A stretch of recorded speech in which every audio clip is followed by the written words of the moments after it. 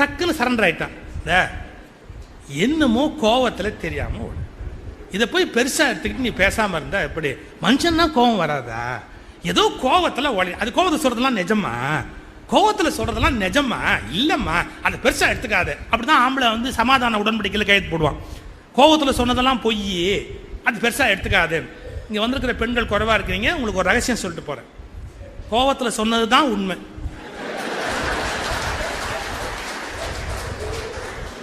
திருட்டு பய இத்தனை நாளும் உங்களுக்கு தெரியாம மறைச்சு வச்சிருந்தா, அந்த கோபத்துல டோர் டபோல்னு திறந்து எல்லாம் வெளியே வந்து கொட்டிருச்சு. இப்ப நான் சொல்றது பொய்யே கிடையாது. அவன் அந்த கோபத்துல சொன்னா பாத்தீங்களா, அவ்வளவும் மனசுல ரொம்ப நாளா வச்சிருக்கிறான். அதை சொல்லல, திருட்டு பைய மறைச்சு மறைச்சு மறைச்சு மறைச்சு வேஷம் போட்டான். இப்ப உடைச்சிட்டான், எல்லாத்தையும் சொல்லிட்டான். இப்ப கோபத்துல அவன் பேசுனது என்ன? இப்ப குடிகாரம் உளர ஆரம்பிச்சோன்னா எல்லா உண்மையும் வெளியே வரும் பார்த்தீங்களா? நல்லா கவனிங்க. இப்ப கோவத்துல சொல்றதும் குடியில சொல்றது எப்படி ஒன்னாச்சு? என் வார்த்தை ரொம்ப சிம்பிள். குடி எப்படி ஒரு போதையோ, கோபமும் அப்படி ஒரு போதைதான். குடி எப்படி ஒரு போதையோ, கோபமும் அப்படி ஒரு போதை தான். அந்த கோபத்துல இருக்கிற கிக்கு இருக்கு பாருங்க, 100 மில்லியில கூட கிடையாதுங்கிறான். கிடையாதுங்கிறான், கிடையாதுன்னு சொல்லல, கிடையாதுங்கிறான். அந்த கோபத்தில் நம்ம கோபத்துக்கு 4 பேர் பயப்படுற போது அப்படி ஒரு போதை ஏறும். அப்படியே நான் சொல்றேன்ல அப்படின்பா. இந்த கோபம் அந்த பாடுபடுத்தும். நீங்க நல்லா யோசிச்சு பாருங்க, கோபம் மெதுவா போதையில் தானே கொண்டு போய் விடுது. இப்போ கோபத்திலேருந்து வெளியே வரணும், காமத்திலேருந்து வெளியே வரணும், பயத்திலேருந்து வெளியே வரணும் அப்படின்னா நீங்க விழிப்பு நிலையில் இதுல எல்லாம் வெளியே வர முடியாது. விழிப்பு நிலை இப்ப இருக்கிற நிலை, நான் சொல்றது கான்சியஸ் மைண்ட்ல இருக்கிற ஒரு விழிப்பு நிலையில நீங்க தவம் பண்ணி அகத்தாய்வு பண்ணி, அதான் அழகா சொன்ன, அகத்தாய்வு பண்ணாம தவம் வராதுன்னாருல. நீங்க உள்ள போய் அந்த உள்ள இருக்கிற எண்ணங்கள் எல்லாம் தூக்கி அப்படியே குப்பையை தூக்கி வெளியே போடுச்சு. எனக்குள்ள எவ்வளவு பெரிய மோசமான ஜூ இருக்குது, எனக்குள்ள எவ்வளவு மோசமான எண்ணம் இருக்கு, ஏன் இப்படி எனக்குள்ள இப்படி ஒரு எண்ணம் இருக்கு அப்படின்னு அதை எடுத்து தூக்கி வெளியே போட்டுட்டு அவாடா அப்படின்னு அந்த சப்கான்சியஸ் மைண்ட்ல இருந்து குப்பையை தூக்கி வெளியே தள்ளிட்டா, அப்புறம் அந்த அதுல இருந்து முழிச்சு வெளியே வரீங்க பாருங்க. அந்த விழிப்பு தான் உங்களை ஞானியாக ஆக்க முடியும். ஏன்னா அது உள்ள நீங்க அப்படியே சிக்கிக்கிட்டே இருந்தீங்கன்னா, என்னதான் வெளியில பூஜை பண்ணாலும் என்னதான் சாமி கும்பிட்டாலும் என்ன ஆகும்னு கேட்டா, நீங்க இதெல்லாம் முடிச்சுட்டு கொஞ்ச நேரம் ஆன உடனே உள்ள இருந்து அதை ஏஞ்சி உட்காந்து. நான் இப்படி சொன்னா பல பேர் வருத்தப்படுவாங்க. எவ்வளவு பெரிய மகான்கள் எல்லாம் காமத்தில் வீணா போயிருக்காங்க பாருங்க, எடுத்து வரலாறு படிங்க. நீங்க ஆழ்வார்கள் வரலாற்றுல இல்லையா? நாயன்மார்கள் வரலாற்றுல இல்லையா? திருநீலகண்டம்னு நாமத்தை சொல்லக்கூடிய பக்குவம் பெற்ற ஒருத்தர் பிராஸ்டியூட் வீட்டுக்கு போயிட்டு வரலையா? நம்ம சும்மா கதையில எல்லாம் பூசத்தக்கூடாது. அதெல்லாம் இல்லை. ஒரு நாள் தெருவழியா போனாரு, அவ எச்ச துப்பிட்டா, இப்படிலாம் கதை கொண்டாந்துருக்கா கிடையாது. சேக்கிழார் பெரிய புராணத்தை கிளியரா எழுதுறார். பெரிய சிவனடியார் தான் திருநீலகண்ட நாயனார். ஆனா இன்பத்துறையில் எளியராகி, he was very weak in sex, he was very weak in sex, ஓபனா அட்மிட் பண்றார். அவர் திருநீலகண்டரு, சாமி கும்பிடுறாரு. விப்ரநாராயணர் தாசி வீட்டு வாசல்ல போய் நிக்கிறாரு. யாரு? விப்ரநாராயண் ஆழ்வார். ஆழ்வார் தாசி வீட்டு வாசல்ல போய் நிக்கிறாரு. கதவை தர கதவை தர கதவை தர, நான் உள்ள வரணும், உன்னோட இருக்கணும் அப்படின்னு வெக்கத்தை விட்டு பிச்சை எடுக்கிறாரு. இதுல பெரிய கூத்து, காசு கொடுக்காம உள்ளோட மாட்டேன்ட்டார். இதுக்கு ஸ்ரீரங்கம் பெருமாள் போய் பணம் கட்டிட்டு வந்தார். ஏன்னா இந்த பயலை திருத்தணுங்கிறதுக்கு அவருக்கு தலையெழுத்து கோயில் தங்க வெட்டியில் இருக்கு இல்லையா, தங்க வெட்டியில கொண்டு போய் உள்ள கொடுத்து அந்த பயலை உள்ள விடு அப்படின்றார். வேற ஒண்ணும் பண்ண முடியாது. பாருங்க, இவ்வளவு பெரிய லெவல்ல மேல போனவங்க மனசுல கூட காமம்ங்கிற அழுக்கு இருக்கு. அது இன்னைக்கு பதிஞ்சது இல்ல, அது எப்பவோ பதிஞ்சது. ஜென்ம ஜென்மமான யாத்திரையில எப்பவோ பதிஞ்சது. இன்னும் சொல்ல போனா அப்பனும் ஆத்தானும் சந்திச்சு கரு உண்டான போது பதிஞ்சது. அதை இவர் எப்படி மாற்ற முடியும் sir? At the time of making, நான் உண்டாகிற போது வார்த்தை கவனிங்க, நானே அப்ப இல்ல, எங்க அம்மா உடம்புல பாதி, எங்க அப்பா உடம்புல பாதியா இருக்கிறேன். நான் இணைஞ்சு எங்க தாயார் கருவுல வந்து ஒன்னா உண்டாகிற போது, நான் உண்டாகிற போது அப்பங்கிட்ட இருந்து 10 விஷயம், ஆத்தா கிட்ட இருந்து 50 விஷயம், அப்பங்கிட்ட இருந்து 50 விஷயம் சேர்ந்து தானே சார் வந்திருக்கிறேன். அது எங்க அப்பாவுக்கு எந்த, அவங்க அப்பா எத்தனை அப்பாட்ட இருந்து வந்தது, பரம்பரை பரம்பரையா மேல போற இடத்துல இருந்து வந்திருக்கலாம். யாரு கண்டா? அது எதை எடுத்துக்கிட்டு வரும்னு யாருக்கு தெரியும்? நம்ம பரம்பரையில ஒரு கொலகார தாத்தா இருந்து குடி எடுத்திருப்பான். அந்த தாத்தா எவனையும் விட்டுட்டு நம்ம மேல வந்து உட்காந்துருப்பான். வரிசையா 3 தலைமுறையை விட்டுட்டு நம்ம ஜீன்ல ஏறி வந்து உட்காந்துக்குவான். நமக்கு யாரையாவது கொலை பண்ணணும்னு தோணும். நம்ம எவ்வளோ அடக்கி அடக்கி வச்சிருந்தா கூட யாராவது ஒத்துறையாவது கொலை பண்ணணும், ஒரு நாளாவது கொலை பண்ணணும்னு அந்த தாத்தா உள்ளேந்து ஜீன்லேருந்து குடு குடு குடு குடுன்னு உட்காந்து பண்ணிக்கிட்டே இருப்பான். இவனை எப்படி ஜெயிக்கிறது? இவனை எப்படி ஜெயிக்கிறது? சார், மரபணுக்களின் பிடியிலிருந்து நான் விடுபட்டால் ஒழிய அந்த உணர்வை என்னால் வெல்ல முடியாது. அதுக்கு நான் என்ன பண்ணணும்? நான் உடம்பல்ல, நான் மனம் அல்ல, நான் உடம்பல்ல, நான் மனம் அல்ல, நான் உடம்பையும் மனத்தையும் கடந்த புத்தி அறிவும் அல்ல, நான் உடம்பல்ல, மனம் அல்ல, அறிவும் அல்ல, இவற்றை சாட்சி மாத்திரமாக பார்க்கிற ஆன்மாதான் நான் என்று விழிப்படையாத வரை ஒருவன் தன் சுய துக்கங்களை வெல்ல முடியாது. இவைகளை சாட்சி மாத்திரமாய் பார்க்கிற ஆன்மாவன்றி நான் வேறு எதுவும் இல்லை அப்படிங்கிற தெளிவு பெற்றால் மட்டுமே உங்க ஜீன்லேருந்து ஏற்படுற ஒரு ஆசையை நீங்க ஜெயிக்க முடியும். இல்லாட்டி எப்படி ஜெயிக்க முடியும்? அது உள்ளேந்து கொட குறைஞ்சிக்கிட்டே தான் இருக்கும். அதை வெல்லுவது முடியலையே. விரதம் இருக்கிறேங்கிறான். விரதம் இருக்கிறேன். எனக்கு ஒரு பெரிய பாடகர் சார், அவர் அந்த காலத்தில் பக்தி பாட்டெலாம் போடுவார். நானும் அவரும் கோபிச்செட்டிப்பாளையத்தில் ஒரு வீட்டில் தங்கி இருந்தோம். அப்போ என்ன சொன்னாங்க, காலையில் நாங்கள் டிஃபன் சாப்பிட்டு வந்தோம். அவர் வந்தார். வந்த உடனே சொன்னாங்க, அருமையான டிஃபன் சாப்பிடுவாங்கன்னாங்க. அவர் டக்குன்னு ஒரு ஸ்லிப்பில் ஒரு வாட்ஸ், கிருத்திகை விரதம் நான் சாப்பிட மாட்டேன், கிருத்திகை விரதம் சாப்பிட மாட்டேன் அப்படின்னார். அவருக்கு தபேலா வாசிக்கிறவன் ஒருத்தர் இருக்கிறான், பயங்கரமான ஆள். அவன் அப்போ தான் சாப்பிட்டு உள்ளேருந்து வந்தான். அவன் சொன்னான், அண்ணா இந்த மாதிரி கேசரி உலகத்தில் கிடைக்காது, பாருங்களேன் இந்த வாசனையை மட்டும் பாருங்களேன். சாப்பிட்டுட்டு வந்து அந்த கை கழுவி இருக்கான், ஆனாலும் அந்த வாசனையை கொண்டாந்து மூக்கு கிட்ட இப்படி வச்சு இந்த கேசரியோட வாசனையை பாருங்களேன், இந்த மாதிரி வாசனை எங்கேயான்னு நீங்கள் பார்த்துருக்கலாம் பாருங்களேன் அப்படின்னு மூக்கு கிட்ட வச்சு இப்படி நான் பாருங்க அப்படின்ட்டு. ஸ்வீட் மட்டும் சாப்பிடலாமா அப்படின்னு யோசிக்கிறேன். நீ கிருத்திகை தானே, முழுக்க பட்டி கிடக்க வேண்டியது தானே, அப்புறம் என்ன கேசரிக்கு மட்டும் சரி சரின்னு சொல்றீங்க, கேசரியை மட்டும் சரி சரி அப்படின்னா. அவன் சொன்னான், அதுக்காக கேசரியோட நிறுத்தப்படாது, அந்த பொங்கல்ல ஒரு முந்திரி பருப்பு போட்டிருக்கா பாருங்க, முழுசா முந்திரி பருப்பு, அது மாதிரி நீங்க பார்க்கவே முடியாது. அப்ப என்ன டிஃபன் சாப்பிடுன்னு சொல்றியா? அவன் எங்க சொல்றான், அவர் ஆசை சொல்லுது. நீங்க நம்ப மாட்டீங்க, ஒரு 4 நிமிஷம் ஆன உடனே சரி இன்னைக்கு காலம்பரை இப்ப இது இருக்கா இல்லையா, சாப்பிட்டா ஒன்றும் தப்பு இல்லை, என்ன சுவாமி என்ன கோச்சுக்கோ போறார், சாப்பிட்டு போயிட்டார். இன்னைக்கு கிருத்திகை விரதம்னு சொன்னவரை கவுத்துட்டான். சும்மா அந்த வாசனையை காமிச்சான் பாருங்க, கவுத்துட்டான். இப்ப சாப்பிடுங்கிற ஆசை உடம்புல ஊறி இருக்க, நீங்க என்ன வெளியிலேருந்து தடுத்து நிறுத்தினாலும் அது ஜெயிச்சிட முடியுமா? அது விரதம்ங்கிறது ஒரு போர்வை தான். விரதத்தை தாண்டி நான் இப்போ சொல்ற வார்த்தை கொஞ்சம் கவனிங்க. நான் எடுத்த முடிவிலிருந்து, நான் அறிவித்த உறுதியான முடிவிலிருந்து நான் விலகினால் என்னாலேயே நான் மதிக்கப்பட முடியாத ஒருவன் அப்படிங்கிற எண்ணம் வந்துட்டா நான் தப்ப முடியாதுல்ல. கிருத்திகை மேல பழி போடக்கூடாது. கிருத்திகை என்ன பண்ணும், மாசம் வரும், அதுக்கு நாம என்ன பண்ண முடியும்? நான் சரியா இருக்கணும். என்ன, நான் சாப்பிட்றது இல்லைன்னா சாப்பிட்றது இல்லப்பா, சாப்பிட்றது இல்லைன்னா சாப்பிட்றது இல்லப்பா. சார் எங்க அப்பா அப்படி விரதம்லாம் இருக்க மாட்டார், ஆனா அவருடைய டெய்லி 4 இட்லி மிளகாப்பொடி, அவருடைய டிஃபன் அதான், வேற எதுவுமே சாப்பிட மாட்டார். 4 இட்லி மிளகாப்பொடி. காலம்பரம் அந்த சாப்பாடுனா சாதம் 11 மணிக்கு சாப்பிடுவார், கொஞ்சோண்டு ஒரு சாதம் தான் சாப்பிடுவார்.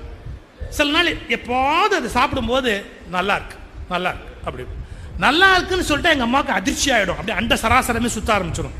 இன்னும் இந்த மனுஷன் நல்லா இருக்குன்னு சொல்லிட்டாரு, நல்லா இருக்கா இன்னும் கொஞ்சம் வைக்கட்டுமாம்பாங்க. நல்லா இருக்குன்னு புருஷன் சொல்லிட்டானேங்கிறதுக்கா இன்னும் கொஞ்சம் வைக்கட்டுமா. எங்க அப்பா கேட்பார், அறிவு இருக்கா உனக்கு? நல்லா இருக்குங்கிறதுக்காக கூட திங்க முடியுமா? வயிறு என்ன அகலமாயிருமே? நல்லா இருந்தாலும் அவ்வளோதான், நல்லா இல்லாட்டாலும் அவ்வளோதான். அவ்வளோ ஸ்டபனாக இருப்பார். ஒரு சம்பவம் சொல்லணும். பொள்ளாச்சி மகாலிங்கம் சுவாமி அபேதானந்தா, திருவனந்தபுரம் ஆசிரமம் சுவாமி அபேதானந்தா, தவத்திரு சுந்தர சுவாமிகள், கௌமாரமட சுந்தர சுவாமிகள் எங்கள் அப்பா, எல்லாரும் அவினாசி கோயில் கும்பாபிஷேகம் முடிச்சுட்டு கந்தசாமி கவுண்டர், அவினாசி கந்தசாமி கவுண்டர் வீட்டில் டிஃபன் சாப்பிட்றாங்க. உங்களுக்கு தெரியும், கோயம்புத்தூர்காரங்க வீட்டில் மார்னிங் டிஃபன்னா கோதுமை ரவை உப்புமா இல்லாமல் இருக்காது. அந்த கொங்கு நாட்டுக்கும் அந்த கோதுமை ரவைக்கும் அப்படி என்ன ஒரு பந்தமோ, அது அது ஆண்டவரால் எழுதப்பட்டு விட்ட ஒரு பந்தம் இல்லைங்களா. இந்த கோதுமை ரவை உப்புமா வைக்கிறாங்க, கொண்டாந்து எங்கள் அப்பாவுக்கு வச்சாங்க. எங்கள் அப்பா கொஞ்சம் சாப்பிட்டார் முதல் தடவை. 2ஆவது தடவை பரிமாறும் போது போதும் போதும் அப்படின்னா போதும்.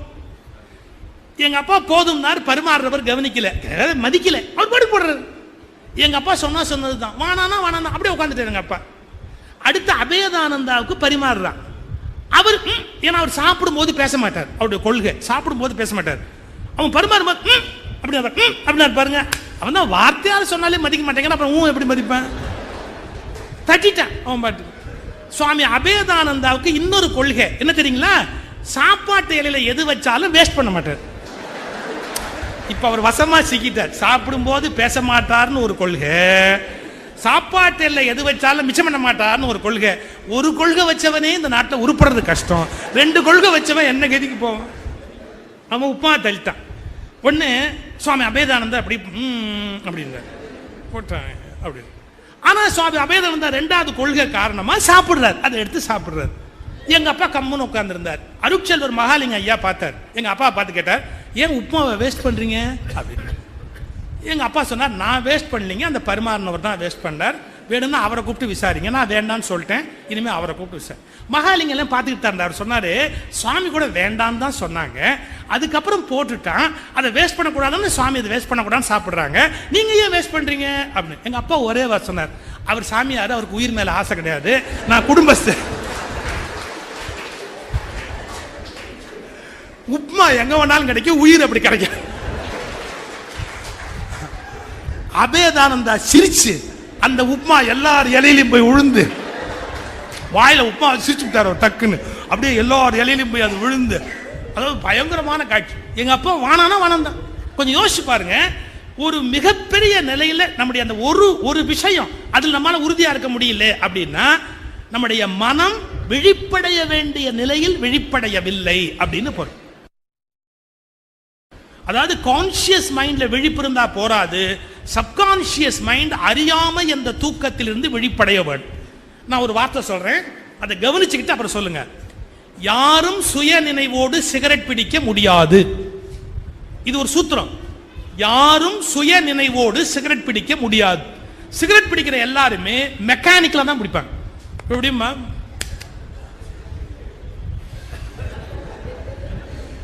நீ என்ன பண்ற அப்படிங்கறது அப்ப தெரியுமானா தெரியாது.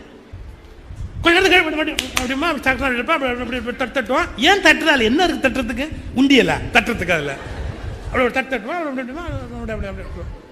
நல்ல கவனிங்க. ஒரு விழிப்புணர்வோடு நான் இப்போது சிகரெட் பெட்டியை எடுக்கிறேன், அதிலிருந்து சிகரெட்டை வெளியில் எடுக்கிறேன், இந்த கொல்லிக்கட்டையை இப்போது பற்ற வைக்கிறேன், எனக்கு நானே ஈமக்கிரியை செய்து கொள்கிறேன், என் பிள்ளை கொள்ளி வைப்பானோ இல்லையோ என்பதற்காக நானே எனக்கு கொள்ளி வைத்துக் கொள்கிறேன் அப்படின்னு சொல்லிட்டு அவன் அப்படி சிகரெட்டை பிடிச்சாம அடுத்த நாள் குடிக்க முடியாது. ஏன் தெரியுங்களா? நீங்க விழிப்புணர்வோடு அந்த காரியத்தை பண்ணிட்டீங்கன்னா இது இருமல் வரும், கெடுதல்னு தெரியும், உள்ளே இருந்து தள்ளும். உண்மையான விழிப்புணர்வோடு செஞ்சீங்கன்னா உள்ளே இருந்து இது கெடுதல் அப்படின்னு அதை வெளியே தள்ளும். விழிப்புணர்வற்ற நிலையில் தான் ஒருவன் சிகரெட் பிடிக்க முடியும். விழிப்புணர்வற்ற நிலையில் தான் ஒருவன் மது அருந்த முடியும். விழிப்புணர்வற்ற நிலையில் தான் ஒருவனால் கற்பழிக்க முடியும். விழிப்புடைய ஒருவனால் விருப்பமில்லாத பெண்ணை ஒருபோதும் தன்னோடு சம்பந்தப்படுத்திக் கொண்டு இன்பம் அனுபவிக்க முடியாது. விழிப்புடைய ஒருவனால் ஒருபோதும் அதை செய்ய முடியாது. விழிப்படையாத ஒருவன் தான் கற்பழிக்க முடியும். விழிப்படையாத மிருகம் தான் 5 வயது குழந்தையோடு இந்த உறவில் ஈடுபட முடியும். குழந்தை, பிஞ்சு குழந்தை எடுத்து கொஞ்ச வேண்டிய கடவுள் தோணாதா? தோணலையே. ஒரு மிருகத்தனமான எண்ணம் வந்துருச்சு. அப்ப நடந்து கொண்டான 5 வயசு குழந்தை கிட்ட. ஏன் நீங்க டெல்லியில ஒருத்தரை பத்தி சம்பவம் போட்டிருந்தா ஐயோ சகிக்க முடியும். இன்னைக்கு குழந்தைங்க எப்படி இருக்கு தெரியுங்களா? 2.5 வயசு சார் ஒரு பொன் குழந்தை. முந்தா நாள் நடந்த சம்பவம். 2.5 வயசு ஒரு குழந்தை வீட்டுக்குள்ள நுழையிற எலக்ட்ரீஷியன் அந்த குழந்தைய பார்த்தோம். எந்த குழந்தைய பார்த்தாலும் எல்லாருக்கும் ஒரு பிரியம் வரும் இல்லையா? பாப்பா உன் பேர் என்ன அப்படின்னு கேட்கிறேன். பாப்பா உன் பேர் என்ன? அந்த குழந்தை அவங்க அம்மாவை பார்த்து சொல்லுது, இந்த மாமா நல்ல மாமாவா கெட்ட மாமாவா? நாங்க அப்படியே ஸ்தம்பிச்சு போயிட்டோம். இந்த மாமா நல்ல மாமாவா கெட்ட மாமாவா? முகத்தை திருப்பிக்கிட்டே கேட்குது. அவங்க அம்மாவுக்கு ஒரு மாதிரி ஆயிப்போச்சு. அந்த எலக்ட்ரிஷியன், அம்மா நான் நல்ல மாமா தாம்மா அப்படின்னு. எங்க அம்மா சொல்லியிருக்காங்க கெட்ட மாமாவோடலாம் பேசக்கூடாது அப்படின்னு.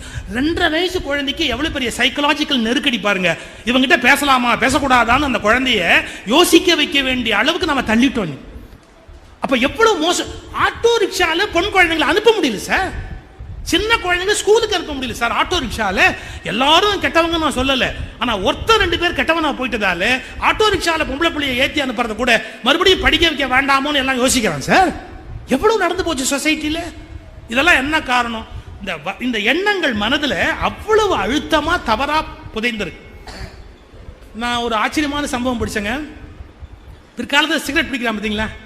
சிகரெட் பிடிக்கிறவன் என்ன விஷயத்துல மயங்கி இருக்கிறான், என்ன இழப்பில் இருக்கு அப்படின்னு சைக்காலஜியில் ஆராய்ச்சி பண்ணி சொல்றான்.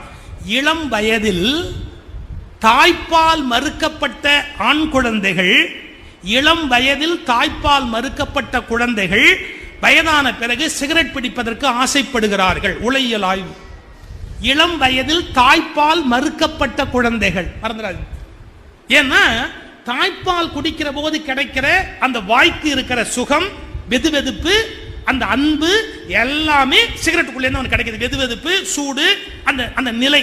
அப்போ சிகரெட்ல தாய்ப்பால் குடிப்பதை இழந்த குழந்தைகள் பின்னாடி குடிக்கிறாங்க. அந்த வயசுல மனசு இழந்த சுகத்தை இப்ப தேடுது. சார் ஒரு சைக்கியாட்ரிஸ்ட் ட்ரீட்மெண்ட்டே கொடுத்துட்டான் சார். என்ன உனக்கு சிகரெட் பிடிக்கிறியா, வெளியே வரணுமா, நான் சொல்றது பண்ணு, ஃபீடிங் பாட்டில் வாங்கிக்கோ, அதுல வெது வெதுப்பா பால் ரொப்பிக்கோ, போர்வையை போத்திக்கிட்டு நீயே குடி, போர்வையை போத்திக்கிட்டு. அவன் சொன்னான், என்ன டாக்டர் நான் சொல்றது ட்ரை பண்ணு, ஒரு 3 மாசம் நீ பாட்டுக்கு ஃபீடிங் பாட்டில் போர்வையை போத்திட்டு குடிச்சு பாரு. அவன் சிகரெட் பிடிக்கிறத விட்டான். ஏன்னா அவனுடைய மனசுல அந்த திருப்தி, அந்த அப்ப ஏற்பட்ட அந்த ஏக்கம், அன்னைக்கு கிடைக்கலையேங்கிற ஏக்கம் தான் அது உள்ளுக்குள்ளேயே சுத்தி சுத்தி சுத்தி வந்து இன்னைக்கு அப்படி வெளிப்படு. அப்போ ஆழ்மனதில் இருக்கிற எண்ணங்கள் நம்முடைய வாழ்வை சீர்குலைக்கின்றன அல்லது சிறப்பாக்குகின்றன. அது நல்ல எண்ணம் இருந்தா ரொம்ப சிறப்பாக்கிடும். அதுல ஒரு ஏக்கம், ஒரு வருத்தம் இருந்தா அது வாழ்க்கையை அப்படியே வீணாக்கிடும். அப்படி நம்முடைய சொல், செயல் எல்லாத்திலையும் கோபம், பயம், கவலை எல்லாமே நமக்கு தெரியாது. ஏன் பயப்படுறோம் நமக்கு தெரியாது. இப்போ ஒரு ஆச்சரியமான விஷயம் சொல்லட்டுமா? நம்ம குழந்தைங்க கிட்ட இப்படி ஒரு லைட் போட்டிருக்கு, இங்கேருந்து அந்த ரூமுக்கு போயிட்டு வா அப்படின்னா அப்படியே போகும். நல்லா கவனிங்க, லைட் இருக்கு, ரூமுக்கு போயிட்டு வா, லைட் ஆஃப் பண்ணிட்டு வான்னா அப்படியே ஆஃப் பண்ணிட்டு வந்துடும். ஆனா இருட்டா இருக்கிற ரூம்ல போய் உள்ள போய் லைட் போடு அப்படின்னா போகாது. பயமா இருக்கு அப்படிங்கும். ஏன் இருட்ட பார்த்தா பயம்? நம்ம நம்ம பெரியவங்களாம் கேட்போம், ஏன் பயப்படுற? அப்பா இங்க உட்கார்ந்து இருக்கிறேன், அப்புறம் நீ பாட்டுக்கு உள்ள போய் லைட் போட வேண்டியதானே. எனக்கு இருட்ட பார்த்தா பயமா இருக்கு குழந்தை சொல். இது என்ன சொல்றான்? இருட்ட பார்த்தா பயம்ங்கிறது இந்த குழந்தையோட குவாலிட்டி இல்லை. 5000 வருஷத்துக்கு முன்னாடி நம்ம காட்டுல இருந்தோம். காட்டுல நம்ம எல்லாத்தையும் ஜெயிச்சுட்டோம். புலி, சிங்கம் எல்லாத்தையும் ஜெயிச்சோம். ஆனா ஒன்ன ஜெயிக்க முடியல. என்ன? ராத்திரி ஆயிட்டா தூங்கும் போது ஒரு பாம்பு கடிச்சுட்டா என்ன பண்றது நமக்கு தெரியல. இருட்டா இருக்கு, நமக்கு வெளிச்சம் தெரியாது. அப்ப லைட் கிடையாது. இருட்டு குகையில தூங்கும் போது ஒரு பாம்பு வந்து கொத்திட்டா, ஒரு விஷஜந்து கடிச்சுட்டா நம்மளால என்ன பண்றதுன்னு நமக்கு தெரியாது. பாருங்க, இந்த இருட்டு என்பது பயத்துக்குரியது என்பது 5000 ஆண்டுகளுக்கு முன்பு நாம வாழ்ந்த போது நம்முடைய மனசுல பதிஞ்சது. இன்னைக்கு லைட் வந்துருச்சு, வெளிச்சம் வந்துருச்சு, டக்குன்னு ஒரு இடத்துல லைட் ஆஃப் ஆனா குப்புன்னு ஒரு பயம் வரும். 5000 ஆண்டுக்கு முன்பு காட்டுல வாழ்ந்த போது ஏற்பட்ட பதிவு இன்னைக்கு வேலை செய்யும். இதை நம்ம வெல்லணும்னா என்ன கண்டுபிடிக்கணும்? ஏன் எனக்கு இருட்டில் பயம் வருது, எதனால வருது, என்ன வந்திருக்க முடியும்? அப்படியே உள்ள போய் போய் போய் போய் பார்த்தா, ஓ இப்படி இதனால பயம் வந்திருக்கலாம், இப்ப அது இல்லை, நான் பயப்பட வேண்டிய அவசியம் இல்லை, அதுல இருந்து வெளியே வரலாம். ஒன்னே உள்ள போய் ஆராய்ச்சி பண்ணாதான் அதை விட்டு நம்ம வெளியிலேயே வர முடியும். இப்படி உள்ளே புகுந்து நாம் அறியாமல் கிடக்கிற விஷயங்களை அறிவதுதான் உண்மையாக விழித்திருத்தல். அதைத்தான் விவேகானந்தரும் வள்ளலாரும் விழித்திருந்து உணர்க என்று வற்புறுத்துகிறார்கள். எழுமின் விழிமின். இந்த விழிப்பை பெறணும்னா நீங்க இங்க அகத்தாய்வு, தவம் இவற்றையெல்லாம் மேற்கொள்ளவர். அதை தொடர்ந்து செய்கிற போது அவை நமக்கு ஒரு விழிப்பை உண்டு பண்ணுகிறது. விழிப்பு நிலை. நான் ஏன் கோவப்படுறேன், எனக்கு ஏன் இப்படி ஒரு ஆசை வருது, எனக்கு எதனால பயம் வருது, இந்த எல்லா வகையான ஆய்வுகளும் நமக்கு ஏற்பட்டு நாம் விழிப்பதற்கான வாய்ப்பு நமக்கு கண்டிப்பாக ஏற்படுது. நீங்க இந்த சொல்லி நான் நிறைவு பண்றேன். பல பேர் பல விஷயம் சொல்லும் போது விழிப்பு இல்லாம சொல்றாங்கிறதுக்கு ஒரு உதாரணம் சொல்லட்டுமா? ஒரு போர்டு எழுதி வச்சிருந்தேன் சார், இங்கு யாரும் தற்கொலை செய்து கொள்ளக்கூடாது, மீறி தற்கொலை செய்து கொண்டால் தண்டிக்கப்படுவார்கள். நீ அவன் தான் செத்து போட்டான், அவன் என்ன தண்டிக்க போற? இன்னுமே மீறி தற்கொலை செய்து கொண்டால் தண்டிக்கப்படுவார்கள் எழுதுறான். இது என்ன அபத்தமான ஒரு போர்டு. அதை நம்ம எல்லாம் எழுதியிருக்கோம், இதை செய்யக்கூடாது, செய்தால் தண்டிக்கப்படுவார்கள் யூஷுவல் டேர்ம். அதை அப்படியே போர்டை எழுதி வச்சிருக்கிறான். இதே மாதிரி இன்னொரு பயங்கரமான காமெடி ஒரு சவுத்தில் எழுதியிருக்கான். இங்க 2500 வோல்டேஜ் மின்சாரம் போகிறது, தொடக்கூடாது, தொட்டவர்கள் தண்டிக்கப்படுவார்கள். அதான் அதுவே தண்டிச்சிருமே, நீ என்ன தண்டிக்க போற அப்புறம்? இதெல்லாம் யூஷுவல் டேர்ம், தண்டிக்கப்படுவார்கள் சொல்ற வார்த்தை. அது அப்படியே நம்ம சொல்றோம். நம்ம சொல், செயல் எல்லாவற்றிலுமே அறியாமை என்ற தூக்கத்திலிருந்து செய்யும். அதைத்தான் இயேசு இறந்தவனை இறந்தவனிடமே விட்டுவிடுங்கள். ஒரு ஒரு ஒரு சிந்தனையோட நான் நிறைவு பண்றேன். ஐயா, ஒரு கட்சி கொடி, ஒரு கட்சி கொடி, அந்த கொடி கம்பத்தை எவனோ ஒருத்தர் வெட்டிட்டான், ஊர் என்ன ஆகுது? எவன் வெட்டினான்னு தெரியாது. ஒரு கட்சி கொடி, அதை எவனோ ஒருத்தன் வெட்டிட்டான். என்ன ஆகும் நாடு? எவன்டா நம்ம கட்சி கொடியை வெட்டினான்னு 10 பேர் தலையை வெட்டுறான். எப்படிங்க 10 பேர் தலையை வெட்டுறான்? கொடிங்கிறது என்னங்க? ஒரு மூங்கில் குச்சி, அதுல ஒரு அழுக்கு துணி இல்லையா? அதை கிழிச்சா 3 பேர் கோமணம் கட்டலாம். வேற என்ன பெரிய கொடி? என்ன கட்சி கொடியில என்ன வாழுது? யோசிச்சு பாருங்க. அது ஒரு மூங்கி கம்பு, அதுல எவனோ ஒரு கொடியை மேல தூக்கிட்டு போயிருக்கான். அதை வெட்டினா இப்ப என்ன கெட்டு போச்சு? ஒண்ணும் இல்லை. ஆனா நம்ம கட்சி கொடியை எவனோ வெட்டிட்டான், வெட்டு. ஐயா, நம்ம ஜாதி தலைவர்களுக்கெல்லாம் செலவு வச்சிருக்காங்க. நீங்க நல்லா பாருங்க, அந்த ஜாதி தலைவர்கள் சிலைக்கு கீழே சில ஊர்ல போலீஸ்காரர் நிக்கிறார். அவருக்கு ஒரு சின்ன ஒரு ஷீட் போட்டுக்கிட்டு அந்த சிலையை யாராவது மூக்க உடைச்சிருவானோ கையை உடைச்சிருவானோ அப்படின்னு செத்து போன மனிதனுடைய கல் சிலைக்காக உயிருள்ள மனிதர்கள் கல்லை போல் வெயிலில் நிற்கிற அவமானம் இந்த தேசத்தை தவிர வேறு எந்த நாட்டிலும் நீங்கள் பார்க்க முடியும். என்னங்க அநியாயம்! ஒரு தலைவனுடைய சிலையை காப்பாற்றுறதுக்கு 10 போலீஸ்காரன் தெருவில் நிற்பானா? 10 போலீஸ்காரன் எதுக்கு தெருவில் நிற்கிறாங்க? அட, அது சிலை இருந்தா இருக்குது, இல்லாம போயிட்டு போகுது, என்ன கெட்டு போச்சு? நான் இன்னொன்னு சொல்றேன், எவன் சிலையை வச்சானோ அவன் தான் சிலைக்கு சேதமான பொறுப்புன்னு உள்ள தள்ளணுமே ஒழிய வேற யாரையும் கேட்க கூடாது. எவன் சிலையை வச்சானோ, எவன் சிலையை திறந்தானோ அவன் தான் அந்த சிலைக்கு பொறுப்பே ஒழிய அந்த சிலையினால கலாட்டா நடந்தா வேற யாரையும் ஒன்றும் தண்டிக்க கூடாது. எவன் வச்சானோ அவனை பிடி. நீ தானே வச்ச தெருவில், நீயே பாதுகாத்துட்டு போ. நீ சிலையை வைப்ப, பாதுகாத்துக்கிறதுக்கு போலீஸ் போய் நிற்பானா? எவ்வளவு கோமாளித்தனம்! கொஞ்சம் யோசிச்சு பாருங்க. இதெல்லாம் மனிதனுடைய மூளையில ஏற்பட்டுட்டு இப்படி சொல்றேன்.